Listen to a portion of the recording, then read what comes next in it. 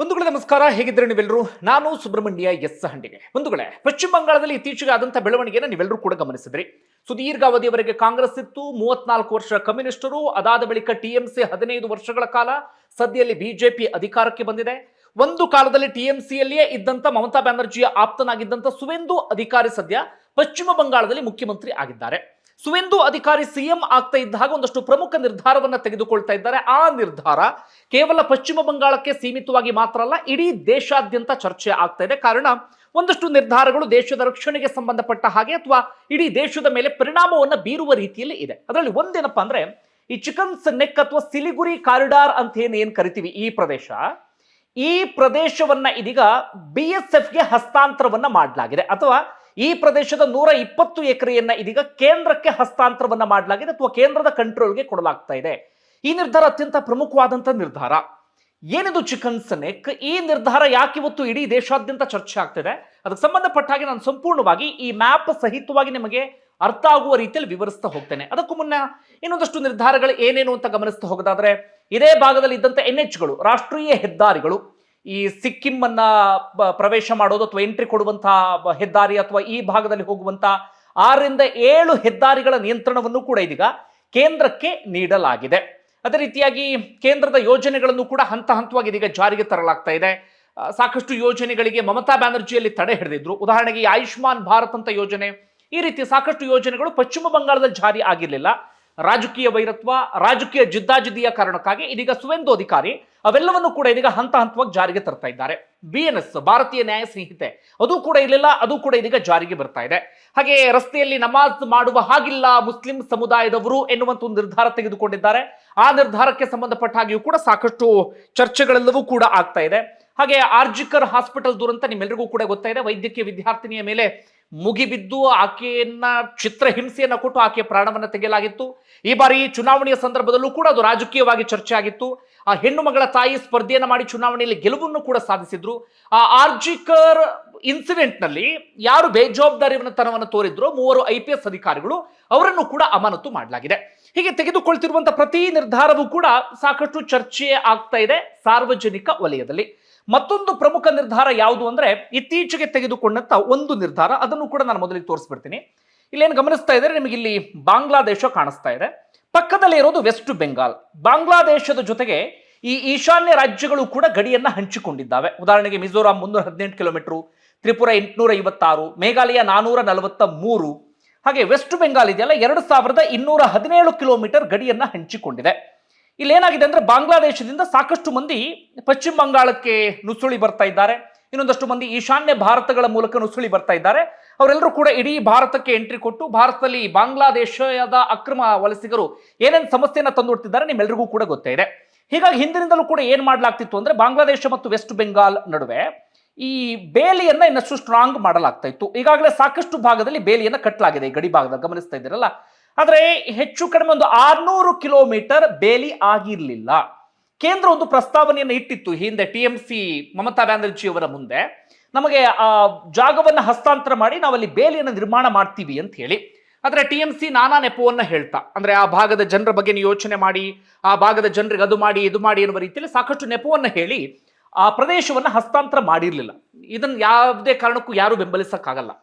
ಅಂದ್ರೆ ದೇಶದ ರಕ್ಷಣೆ ಅಂತ ಬಂದಾಗ, ಅಂದ್ರೆ ಬಾಂಗ್ಲಾ ಅಕ್ರಮ ವಲಸಿಗರು ಏನೇನು ಸಮಸ್ಯೆಯನ್ನು ತೊಂದಿರ್ತಿದ್ದಾರೆ ನಿಮ್ಮೆಲ್ಲರಿಗೂ ಕೂಡ ಗೊತ್ತಾಯಿದೆ. ದೇಶದ ರಕ್ಷಣೆ ಅಂತ ಬಂದಾಗ ರಾಜಕೀಯ ವೈರತ್ವ, ರಾಜಕೀಯ ವೈಷಮ್ಯ, ಜಿದ್ದಾಜಿದ್ದಿ ಎನ್ನುವ ಕಾರಣಕ್ಕಾಗಿ ಅದರಲ್ಲಿ ರಾಜ್ಯ ಆಗೋದು ಯಾವುದೇ ಕಾರಣಕ್ಕೂ ಸರಿಯಲ್ಲ. ಆದ್ರೆ ಮಮತಾ ಬ್ಯಾನರ್ಜಿ ಹಿಂದೆ ಅಂಥದ್ದೊಂದು ಕೆಲಸವನ್ನ ಮಾಡಿದ್ರು, ಆ ಪ್ರದೇಶವನ್ನ ಹಸ್ತಾಂತರವನ್ನ ಮಾಡಿರಲಿಲ್ಲ. ಆದ್ರೆ ಈಗ ಸುವೇಂದು ಅಧಿಕಾರಿ ಏನ್ ಮಾಡಿದ್ರು ಅಂದ್ರೆ, ಅಧಿಕಾರಕ್ಕೆ ಬರ್ತಾ ಇದ್ದ ಹಾಗೆ ಅವರು ಮೊದಲು ಮಾಡಿದಂತ ಸಹಿ ಏನಪ್ಪಾ ಅಂದ್ರೆ, ಈ ಭಾಗವನ್ನ ಇದೀಗ ಕೇಂದ್ರಕ್ಕೆ ಹಸ್ತಾಂತರವನ್ನ ಮಾಡಲಾಗಿದೆ. ಈಗ ಅಲ್ಲೂ ಕೂಡ ಬೇಲಿಯನ್ನ ನಿರ್ಮಾಣ ಮಾಡಲಾಗುತ್ತೆ. ಬೇಲಿ ಪೂರ್ಣ ಆಯ್ತು ಅಂತಾದ್ರೆ ಒಂದು ಹಂತಕ್ಕೆ ಗಡಿ ಭದ್ರ ಆದ ರೀತಿಯಲ್ಲಿ ಆಗುತ್ತೆ. ಈ ನಿರ್ಧಾರದ ಬಗ್ಗೆ ನೀವು ಈಗಾಗಲೇ ಓದಿರ್ತೀರಿ ಅಥವಾ ಕೇಳಿರ್ತೀರಿ. ಇದು ಒಂದು ವಿಚಾರ. ಈಗ ಪ್ರಮುಖ ವಿಚಾರಕ್ಕೆ ಬರ್ತೀನಿ, ಚಿಕನ್ಸ್ ನೆಕ್. ಮೊದಲಿಗೆ ಏನಿದು ಚಿಕನ್ಸ್ ನೆಕ್, ಯಾಕೆ ಭಾರತಕ್ಕೆ ಅಷ್ಟು ಮುಖ್ಯ, ಅದೆಲ್ಲವನ್ನು ಕೂಡ ಗಮನಿಸ್ತಾ ಹೋಗೋಣ. ನೀವು ಇಲ್ಲಿ ಭಾರತದ ಮ್ಯಾಪ್ ಅನ್ನ ಗಮನಿಸ್ತಾ ಇದ್ದೀರಿ, ವಿಶಾಲವಾದಂತಹ ಭಾರತ. ನಿಮಗೆ ಈ ಭಾಗದಲ್ಲಿ ನಿಮಗೆ ಬಿಹಾರ, ವೆಸ್ಟ್ ಬೆಂಗಾಲ್, ಈ ಕಡೆ ಸ್ವಲ್ಪ ಕೆಳಗಡೆ ಬಂದ್ರೆ ನಿಮಗೆ ಜಾರ್ಖಂಡ್ ಕಾಣಿಸ್ತಾ ಇದೆ. ಅಂದ್ರೆ ಈ ಭಾಗದ ಅಂತ್ಯದಲ್ಲಿ ಇರುವಂತ ಒಂದಷ್ಟು ರಾಜ್ಯಗಳು. ಅದಾದ ಬಳಿಕ ನಿಮಗೆ ಇಲ್ಲಿ ಕಾಣಿಸ್ತಾ ಇರೋದು 7 ಸಿಸ್ಟರ್ಸ್ ಅಂತ ಏನ್ ಕರಿತೀವಿ, ಈಶಾನ್ಯ ರಾಜ್ಯಗಳು. ನಿಮಗೆ ಇಲ್ಲಿ ಸಿಕ್ಕಿಂ ಇದೆ, ಈ ಕಡೆ ಬಂದ್ರೆ ಮೇಘಾಲಯ, ಅಸ್ಸಾಂ, ಅರುಣಾಚಲ ಪ್ರದೇಶ ಇದೆ, ನಾಗಾಲ್ಯಾಂಡ್ ಇದೆ, ಮಣಿಪುರ್ ಇದೆ, ಮಿಜೋರಾಂ ಇದೆ, ತ್ರಿಪುರ ಇದೆ. ಈ ರೀತಿಯಾಗಿ ಈಶಾನ್ಯ ರಾಜ್ಯಗಳನ್ನ ನೀವು ಗಮನಿಸ್ತಾ ಇದ್ದೀರಿ. ಅಕ್ಕಪಕ್ಕದ ದೇಶಗಳು ಭಾರತಕ್ಕೆ ಹೊಂದಿಕೊಂಡ ಹಾಗೆ ನೇಪಾಳ ಇದೆ, ಈ ಕಡೆ ಭೂತಾನ್ ಇದೆ, ಮೇಲ್ಗಡೆ ಹೋದ್ರೆ ನಿಮಗೆ ಚೀನಾ ಇದೆ, ಕೆಳಗಡೆ ಬಂದ್ರೆ ನಿಮಗೆ ಬಾಂಗ್ಲಾದೇಶ ಇದೆ, ಸ್ವಲ್ಪ ಕೆಳಗಡೆ ಹೋದ್ರೆ ನಿಮಗೆ ಮಯನ್ಮಾರ್ ಇದೆ. ನೋಡಿ, ಇಲ್ಲಿ ಭಾರತ ಇಷ್ಟು ದೊಡ್ಡದಾಗಿರುವಂತಹ ಮ್ಯಾಪ್ ಅನ್ನು ಗಮನಿಸ್ತಾ ಇದ್ರಿ, ಇಷ್ಟು ವಿಶಾಲವಾಗಿರುವಂತಹ ಪ್ರದೇಶ. ಈ ಕಡೆಯೂ ನಿಮಗೆ ಒಂದು ಹಂತಕ್ಕೆ ವಿಶಾಲವಾದಂತಹ ಪ್ರದೇಶವೇ ನಿಮಗೆ ಕಾಣಿಸ್ತಾ ಇದೆ, ಅದು ಈಶಾನ್ಯ ರಾಜ್ಯಗಳು ಇರುವಂತಹ ಪ್ರದೇಶ. ಆದ್ರೆ ಈ ಪ್ರದೇಶದಿಂದ ಈ ಪ್ರದೇಶಕ್ಕೆ ಸಂಪರ್ಕಿಸೋದಿಕ್ಕೆ ಭಾರತಕ್ಕೆ ಇರೋದು ಒಂದು ಸಣ್ಣ ಕೊಂಡಿ. ನೋಡಿ ಯಾವ ರೀತಿಯಾಗಿದೆ ಅಂತ ಹೇಳಿ. ಆ ಕಾರಣಕ್ಕಾಗಿ ಇದನ್ನು ಚಿಕನ್ಸ್ ನೆಕ್ ಅಂತ ಕರಿತೀವಿ. ಒಂದು ಚಿಕನ್ ಅಂತ ತೆಗೆದುಕೊಂಡ್ರೆ ನಿಮಗೆ ಈ ಕಡೆ ಎಲ್ಲ ಚಿಕನ್ ದೇಹ, ಇದು ಚಿಕನ್ನ ಕುತ್ತಿಗೆ ಭಾಗ. ಆ ಕಾರಣಕ್ಕಾಗಿ ಚಿಕನ್ಸ್ ನೆಕ್ ಅಂತ ಕರಿತೀವಿ. ಆ ಪ್ರದೇಶ ಸಿಲಿಗುರಿ ಎನ್ನುವಂತ ಪ್ರದೇಶ. ಆ ಕಾರಣಕ್ಕಾಗಿ ಸಿಲಿಗುರಿ ಕಾರಿಡಾರ್ ಎನ್ನುವ ರೀತಿಯಲ್ಲೂ ಕೂಡ ನಾವು ಅದನ್ನ ಕರಿತಾ ಹೋಗ್ತೀವಿ. ಯಾಕೆ ಭಾರತಕ್ಕೆ ಮುಖ್ಯ? ಈ ಈಶಾನ್ಯ ರಾಜ್ಯಗಳನ್ನ ಭಾರತ ಸಂಪರ್ಕಿಸಬೇಕು ಅಂದ್ರೆ ಈ ಪ್ರದೇಶದ ಮೂಲಕವೇ ಹೋಗಬೇಕಾಗತ್ತೆ. ಭಾರತಕ್ಕಿಂತ ಬೇರೆ ಯಾವುದೇ ಆಪ್ಷನ್ ಇಲ್ಲ. ಹೋಗಬೇಕು ಅಂತಾದ್ರೆ ಇಲ್ಲ ಬಾಂಗ್ಲಾದೇಶದ ಮೂಲಕವೇ ಹೋಗಬೇಕಾಗತ್ತೆ, ಇಲ್ಲ ಅಂತಾದ್ರೆ ಬೇರೆ ಯಾವುದಾದ್ರೂ ಆಯ್ಕೆಗಳನ್ನು ಹುಡ್ಕೊಳ್ಬೇಕಾಗತ್ತೆ. ಈಗಾಗಲೇ ಸಮುದ್ರ ಮಾರ್ಗಕ್ಕೆ ಸಂಬಂಧಪಟ್ಟ ಒಂದಷ್ಟು ಚರ್ಚೆ ಅಂತದೆಲ್ಲವೂ ಕೂಡ ಆಗ್ತಾ ಇದೆ. ಅದರ ಹೊರತಾಗಿ ಇರುವಂತ ಒಂದೇ ಒಂದು ಭೂಮಿಯ ಮಾರ್ಗ ಅಥವಾ ಪ್ರಮುಖ ಮಾರ್ಗ ಅಂದ್ರೆ ಅದು ಈ ಸಿಲಿಗುರಿ ಕಾರಿಡಾರ್ ಅಥವಾ ಚಿಕನ್ಸ್ ನೆಕ್ ಎನ್ನುವಂತ ಪ್ರದೇಶ.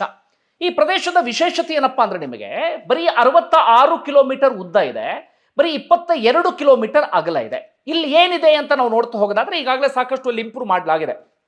ಅಲ್ಲಿ ರಾಷ್ಟ್ರೀಯ ಹೆದ್ದಾರಿ ಇದೆ, ಜೊತೆಗೆ ಅಲ್ಲೊಂದು ಪ್ರಮುಖವಾದಂಥ ರೈಲ್ವೆ ನಿಲ್ದಾಣ ಇದೆ, ಬೇರೆ ಬೇರೆ ಕಡೆಗಳಲ್ಲಿ ರೈಲನ್ನ ಸಂಪರ್ಕಿಸುವುದಕ್ಕೆ ಬೇಕಾಗಿರುವಂಥ ಅವಕಾಶ ಇದೆ. ಜೊತೆಗೆ ಅಲ್ಲೊಂದು ಏರ್ಪೋರ್ಟ್ ಅನ್ನು ಕೂಡ ಮಾಡಲಾಗಿದೆ. ಅಲ್ಲಿ ಜನ ಕೂಡ ವಾಸವನ್ನ ಮಾಡ್ತಿದ್ದಾರೆ, ಅವ್ರದ್ದೇ ಆದಂಥ ರೀತಿಯಲ್ಲಿ ಬದುಕನ್ನು ಕೂಡ ಕಟ್ಕೊಂಡಿದ್ದಾರೆ. ಒಟ್ಟಾರೆಯಾಗಿ ಇಲ್ಲಿ ಸಾಕಷ್ಟು ಇಂಪ್ರೂವ್ ಮಾಡುವಂಥ ಕೆಲಸವನ್ನ ಮಾಡಲಾಗ್ತಿದೆ. ಆ ಪ್ರದೇಶಕ್ಕೆ ಈ ತೈಲದ ಪೈಪ್ಗಳು ಹಾದು ಹೋಗೋದಿಲ್ಲೇ, ಆ ಪ್ರದೇಶಕ್ಕೆ ಹೋಗುವಂತ ರಸ್ತೆಗಳು ಇಲ್ಲೇ, ರೈಲ್ವೆ ಮಾರ್ಗಗಳು ಕೂಡ ಇಲ್ಲೇ, ಎಲ್ಲವೂ ಕೂಡ ಭಾರತದಿಂದ ಹೋಗೋದೆಲ್ಲವೂ ಕೂಡ ಆ ಪ್ರದೇಶಕ್ಕೆ ಇಲ್ಲಿಯ ಮೂಲಕವೇ. ನಾವು ಈಶಾನ್ಯ ರಾಜ್ಯಕ್ಕೆ ಏನೇ ಕಳಿಸಬೇಕಂದ್ರೂ ಕೂಡ ಭೂಮಾರ್ಗದ ಮೂಲಕ ಇಲ್ಲಿಂದಲೇ ಕಳಿಸಬೇಕಾಗತ್ತೆ. ಅಥವಾ ಅಲ್ಲಿಗೆ ಯಾರೇ ಹೋಗಬೇಕಂದ್ರೂ ಕೂಡ ಈ ಪ್ರದೇಶದಿಂದ ಆ ಪ್ರದೇಶಕ್ಕೆ ಇಲ್ಲಿಂದಲೇ ಹೋಗಬೇಕಾಗತ್ತೆ. ಇದು ಎಲ್ಲಿದೆ ಅಂದ್ರೆ ವೆಸ್ಟ್ ಬೆಂಗಾಲ್ನ ಅಂತ್ಯದಲ್ಲಿ, ಅಂದ್ರೆ ಸ್ವಲ್ಪ ನಿಮ್ಗೆ ವೆಸ್ಟ್ ಬೆಂಗಾಲ್ ಪ್ರದೇಶವು ನಿಮ್ಗೆ ಆ ಭಾಗದಲ್ಲಿ ಕಾಣುತ್ತೆ. ವೆಸ್ಟ್ ಬೆಂಗಾಲ್ನ ಉತ್ತರ ಭಾಗದಲ್ಲಿ ಇದೊಂದು ಚಿಕ್ಕದಾಗಿರುವಂತ ಪ್ರದೇಶ ಇದೆ.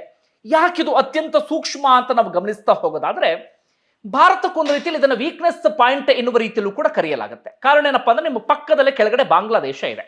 ಬಾಂಗ್ಲಾದೇಶದಲ್ಲಿ ಘರ್ಷಣೆ ಆದಂತ ಸಂದರ್ಭದಲ್ಲಿ ಅಲ್ಲೊಂದಷ್ಟು ಮಂದಿ ನಮಗೆ ಅದೇ ಬೆದರಿಕೆಯನ್ನ ಒಡ್ಡಿದ್ರು. ಏನಂತ, ನಿಮಗೆ ಈ ಪ್ರದೇಶದವನ್ನ ನಿಮಗೆ ಕಟ್ ಮಾಡಿಬಿಟ್ರೆ ಈಶಾನ್ಯ ರಾಜ್ಯದಿಂದ ನೀವು ದೂರ ಆಗಿಬಿಡ್ತೀರಿ ಅಂತ ಹೇಳಿ. ಚೀನಾ ಕೂಡ ಭಾರತದ ಮೇಲೆ ನಿಯಂತ್ರಣವನ್ನ ಸಾಧಿಸೋದಕ್ಕೆ ಈ ಪ್ರದೇಶವನ್ನೇ ಒಂದು ರೀತಿಯಲ್ಲಿ ಬಳಸಿಕೊಳ್ಳುವಂತ ಪ್ರಯತ್ನವನ್ನ ಪಡ್ತಾ ಇದೆ. ಹೇಗೆಂದ್ರೆ ಈಗಾಗಲೇ ಬಾಂಗ್ಲಾದೇಶದ ಈ ಭಾಗದಲ್ಲಿ ಅಲ್ಲಿ ಏರ್ ಬೇಸ್ ನಿರ್ಮಾಣ ಕಾರ್ಯ ಅಂತದೆಲ್ಲವೂ ಕೂಡ ಆಗ್ತಿದೆ. ಇದಕ್ಕೆ ಸಮೀಪದಲ್ಲೇ ಯುದ್ಧ ಅಂತದೇನಾದ್ರೂ ಆಯ್ತು ಅಂತಾದ್ರೆ ನಾವು ಈ ಮೂಲಕ ಹೋಗಿ ಕಟ್ ಮಾಡೋಣ ಅಂತ ಹೇಳಿ. ಹಿಂದೆ ಡೋಕ್ಲಾಂ ಸಂಘರ್ಷ ಆಯ್ತಲ್ಲ, ಆ ಸಂದರ್ಭದಲ್ಲೂ ಕೂಡ ಚೀನಾ ಇದರ ಮೇಲೆ ಒಂದು ರೀತಿಯಲ್ಲಿ ಕಣ್ಣನ್ನ ಇಟ್ಟಿತ್ತು ಈ ಚಿಕನ್ಸ್ ನೆಕ್ ಪ್ರದೇಶದಲ್ಲಿ. ಅಂದ್ರೆ ಇದನ್ನ ಕಟ್ ಮಾಡಿದ್ರೆ ನಾವು ಈಶಾನ್ಯ ರಾಜ್ಯವನ್ನ ಭಾರತದಿಂದ ಬೇರ್ಪಡಿಸಬಹುದು ಅನ್ನೋದು ಅವರೆಲ್ಲರ ದುಷ್ಟ ಯೋಜನೆ. ಯಾರು ನೇಪಾಳದಿಂದ ಅಂಥ ಸಮಸ್ಯೆಯನ್ನು ಮುಂಚೆ ಇರಲಿಲ್ಲ, ಆದ್ರೆ ಅವ್ರನ್ನು ಕೂಡ ನಂಬೋದಿಕ್ಕಾಗಲ್ಲ. ಒಂದು ಬಾಂಗ್ಲಾದೇಶ ಮತ್ತೊಂದು ಚೀನಾ ಭಾರತಕ್ಕೆ ಸದಾಕಾಲ ಒಂದು ರೀತಿಯಲ್ಲಿ ಮಗ್ಗುಲ್ಲ ಮುಳ್ಳು ಇದ್ದ ಹಾಗೆ. ಹೀಗಾಗಿ ಭಾರತ ಏನ್ ಮಾಡಬೇಕಾಗತ್ತೆ, ಚಿಕನ್ಸ್ ನೆಕ್ ಪ್ರದೇಶವನ್ನ ಎಷ್ಟು ಇಂಪ್ರೂವ್ ಮಾಡೋದಕ್ಕೆ ಸಾಧ್ಯವೋ, ಅಥವಾ ಎಷ್ಟು ಬಲಪಡಿಸೋದಕ್ಕೆ ಸಾಧ್ಯವೋ, ಅಥವಾ ಮಿಲಿಟರಿಯನ್ನು ಎಷ್ಟು ಸ್ಟ್ರಾಂಗ್ ಮಾಡೋದಕ್ಕೆ ಸಾಧ್ಯವೋ ಎಲ್ಲವನ್ನೂ ಕೂಡ ಮಾಡಬೇಕಾಗತ್ತೆ. ಭಾರತ ಇಲ್ಲಿವರೆಗೆ ತೆಗೆದುಕೊಂಡ ಕ್ರಮ ಏನು? ನಿಮಗೆ S-400 ಇದೆಯಲ್ಲ, ಏರ್ ಡಿಫೆನ್ಸ್ ಸಿಸ್ಟಮ್, ಆ ಏರ್ ಡಿಫೆನ್ಸ್ ಸಿಸ್ಟಮ್ ಅನ್ನ ಇಲ್ಲಿ ಅಳವಡಿಸಲಾಗಿದೆ. ಭಾರತದ ಮಿಲಿಟರಿ ಕೂಡ ಇಲ್ಲಿ ನಿಯೋಜನೆಗೊಂಡಿದೆ. ಹೆಚ್ಚೆಚ್ಚು ಮೂಲಭೂತ ಸೌಕರ್ಯ ಸೇರಿದಂತೆ ಬೇರೆ ಬೇರೆ ಸೌಕರ್ಯಗಳನ್ನು ಕೂಡ ನೀಡಲಾಗ್ತಿದೆ. ಮಿಲಿಟರಿಯನ್ನು ಕೂಡ ಇಲ್ಲಿ ಹೆಚ್ಚಿಸುವಂತ ಕೆಲಸ ಎಲ್ಲವನ್ನೂ ಕೂಡ ಇಲ್ಲಿಯವರೆಗೆ ಮಾಡಲಾಗ್ತಾ ಇದೆ. ಅದರಲ್ಲೊಂದು ದೊಡ್ಡದಾಗಿರುವಂತ ಮಿಲಿಟರಿ ಇನ್ಫ್ರಾಸ್ಟ್ರಕ್ಚರ್ ಅಂತದೆಲ್ಲವನ್ನು ಕೂಡ ಮಾಡಬೇಕಾಗಿತ್ತು. ಇಲ್ಲಿಯವರೆಗೆ ಕೇಂದ್ರ ಸರ್ಕಾರಕ್ಕೆ ಜಾಗ ಸಿಕ್ಕಿರಲಿಲ್ಲ. ಈಗ ಸುವೇಂದು ಅಧಿಕಾರಿ ತೆಗೆದುಕೊಂಡಿರುವಂತ ನಿರ್ಧಾರ ಏನಪ್ಪಾ ಅಂದ್ರೆ BSFಗೆ ಅಥವಾ ಕೇಂದ್ರಕ್ಕೆ ಇಲ್ಲಿ 120 ಎಕರೆ ಜಾಗವನ್ನ ಕೊಟ್ಟಿದ್ದಾರೆ ಅಥವಾ ಹಸ್ತಾಂತರ ಮಾಡಿದ್ದಾರೆ. ಆ 120 ಎಕರೆ ಜಾಗದಲ್ಲಿ ಇದೀಗ ಮಿಲಿಟರಿ ಇನ್ಫ್ರಾಸ್ಟ್ರಕ್ಚರ್ ರೆಡಿ ಆಗುತ್ತೆ. ಅಂದ್ರೆ ಮಿಲಿಟರಿಗೆ ಏನೇನು ಬೇಕು ಎಲ್ಲವನ್ನೂ ಕೂಡ ಇಲ್ಲಿ ರೆಡಿ ಮಾಡಿಕೊಳ್ಳಲಾಗತ್ತೆ. ಇಲ್ಲಿ ಭಾರತದ ಮಿಲಿಟರಿ ಕಂಪ್ಲೀಟ್ ಆಗಿ ಸಿದ್ಧತೆಗೊಳ್ತು ಅಂತಾದ್ರೆ ಚೀನಾವನ್ನ ಎದುರಿಸೋದು ಸುಲಭ, ಬಾಂಗ್ಲಾದೇಶವನ್ನ ಎದುರಿಸೋದು ಸುಲಭ. ಇಲ್ಲ ಸ್ವಲ್ಪ ಎಡವಟ್ಟಾಯ್ತು ಅಂತಾದ್ರೆ ಭಾರತ ಆರಾಮಾಗಿ ಅವರುಗಳಿಗೆ ಒಂದು ವೀಕ್ನೆಸ್ ಪಾಯಿಂಟ್ ಅನ್ನ ಬಿಟ್ಟು ಕೊಟ್ಟ ರೀತಿಯಲ್ಲಿ ಆಗುತ್ತೆ. ಇದೇ ಚಿಕನ್ಸ್ ನೆಕ್ನ ವಿಶೇಷ. ನೋಡಿ, ಇಷ್ಟು ದೊಡ್ಡದಾಗಿರುವಂತ ದೇಶ, ಆ ಕಡೆಯೂ ಕೂಡ ನಿಮಗೆ ಭೂಪ್ರದೇಶ ದೊಡ್ಡದಾಗಿ ಕಾಣುತ್ತೆ. 7 ರಾಜ್ಯಗಳು ಆ ಭಾಗದಲ್ಲಿ ಇದ್ದಾವೆ, ಪ್ರಮುಖವಾದಂತಹ ರಾಜ್ಯಗಳೇ ಭಾರತಕ್ಕೆ. ಆದ್ರೆ ಅವುಗಳನ್ನ ಸಂಪರ್ಕಿಸೋಕೆ ಇರೋದು ಮಾತ್ರ ಒಂದು ಸಣ್ಣದಾಗಿರುವಂತ ಕೊಂಡಿ. ಈಗಾಗಲೇ ಒಂದಷ್ಟು ಪ್ಲಾನ್ಗಳೆಲ್ಲವೂ ಕೂಡ ಆಗ್ತಾ ಇದೆ. ಅಂದ್ರೆ ಈ ಸಮುದ್ರ ಮಾರ್ಗದ ಮೂಲಕವಾಗಿ ಮ್ಯಾನ್ಮಾರ್ಗ್ ಹೋಗಿ ಅಲ್ಲಿಂದ ಮಿಜೋರಾಂಗೆ ಹೋಗಿ ಆ ರೀತಿ ಒಂದಷ್ಟು ಪ್ಲಾನ್ ಎಲ್ಲವನ್ನೂ ಕೂಡ ಮಾಡಲಾಗ್ತಿದೆ. ಯಾಕಂದ್ರೆ ಬಾಂಗ್ಲಾದೇಶ ನಿಮಗೆ ಗೊತ್ತಿದೆ, ಯಾವತ್ತಿದ್ರೂ ಕೂಡ ಭಾರತಕ್ಕೆ ಮಗ್ಗುಲ ಮುಳ್ಳು ಎನ್ನುವಂತ ರೀತಿಯಲ್ಲಿ. ಆದ್ರೆ ಭೂಮಾರ್ಗ ಅಂತಿರೋದು ಇದೊಂದೇ. ಹೀಗಾಗಿ ಇದನ್ನ ಬಲಪಡಿಸುವಂತ ಕೆಲಸವನ್ನ ಮಾಡಲಾಗ್ತಿದೆ. ಸದ್ಯಕ್ಕೆ ಸುವೇಂದು ಅಧಿಕಾರಿಯ ಈ ನಿರ್ಧಾರ ದೇಶದಲ್ಲಿ ಸಾಕಷ್ಟು ಚರ್ಚೆ ಆಗ್ತಾ ಇದೆ. ಪ್ರಮುಖ ಒಂದು ನಿರ್ಧಾರ ಅಂದ್ರೆ ಈ ಗಡಿಯನ್ನ ಬೇಲಿ ಕಟ್ಟೋದಕ್ಕೆ ಜಾಗ ಹಸ್ತಾಂತರ ಮಾಡಿದ್ದು, ಮತ್ತೊಂದು ಚಿಕನ್ ಸನ್ನೆಕ್ ಪ್ರದೇಶದಲ್ಲೂ ಕೂಡ ಜಾಗವನ್ನ ಹಸ್ತಾಂತರ ಮಾಡಿದ್ದು. ಬಂಧುಗಳೇ, ನಿಮ್ಗೆ ಏನಿಸ್ತಾ ಇದಕ್ಕೆ ಸಂಬಂಧಪಟ್ಟ ಹಾಗೆ ಕಮೆಂಟ್ ಬಾಕ್ಸ್ ಅಲ್ಲಿ ಮೆನ್ಷನ್ ಮಾಡಿ. ಧನ್ಯವಾದ.